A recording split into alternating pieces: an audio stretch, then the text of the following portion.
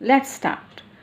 अब 10+2 के बाद अगर हम आर्ट्स लेते हैं तो हमारे पास में 10th के बाद के जो सब्जेक्ट्स होंगे, history, civics, geography, political science, economics, ये सारे सब्जेक्ट्स होंगे। इसके बाद हम इसमें अपना आर्ट्स कर लें अपने इंटरेस्ट के सब्जेक्ट के साथ। फिर आता है टर्न बीए करने का, बैचलर ऑफ आर्ट्स। ठीक है, इसमें ये भी हो सकता है कि आप 10+2 के बाद अगर बीबीए करना चाहें तो you can do it.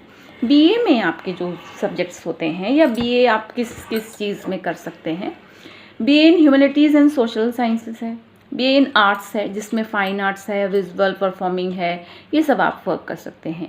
BFA bachelor of fine arts है जिसमें फिल्म मेकिंग वगैरह कैरियर अगर आप बनाना चाहें तो you can easily go for this.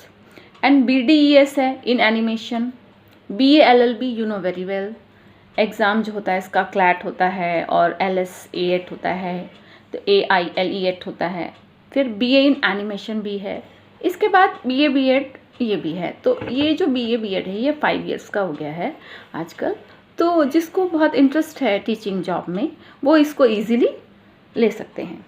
तो जो 10+2 है, इट्स नॉट कि भाई जो स्टूडेंट्स ने अगर 10+2 में अगर साइंस लिया है और कॉमर्स लिया है, अपना सब्जेक्ट चेंज करना चाहते हैं, आर्ट्स में आना चाहते हैं, तो वो इजीली आ सकते हैं। ओके, इसके बाद टर्न आता है कि बीए तो जिसको कैरियर यहाँ बनाना था बनाया, और if you want to do job तो जॉब कर ली। जैसे अगर BA LLB की है तो इसके बाद आप बहुत कुछ कर सकते हैं। अगर इतना इंटरेस्ट है लॉ में तो हो सकता है इसमें जज से रिलेटेड एग्ज़ाम्स भी होते हैं, तो वो भी आप कर सकते हैं। ईज़िली आपको ये नॉलेज जो है गूगल्स वगैरह पे मिल जाती हैं।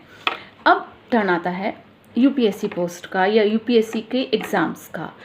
जो UPSC का एग्ज़ाम है इसके लिए जो मिनिमम क्वालिफ़िकेशन होती है वो ग्रेजुएशन होती ही है, और ये एग्ज़ाम 1922 से रेगुलर कंडक्ट किया जा रहा है। UPSC जो पोस्ट होती हैं 24 डिफरेंट सिविल सर्विसेज के लिए एग्ज़ाम लिए जाते हैं, और ये एग्ज़ाम जो है CSE कंडक्ट कराती है, और इस एग्ज़ाम्स के तहत 23 डिफरेंट सिविल पोस्ट निकाली जाती हैं, जिसके बारे में मैं आपको अभी बता रही हूँ। अधिकतर ये रैंक वाइज डिसाइड होता है। IAS you know very well, RS you know very well, and अब IAS Indian administrative service, IPS Indian police services, IRS Indian revenue services, IFS Indian foreign services.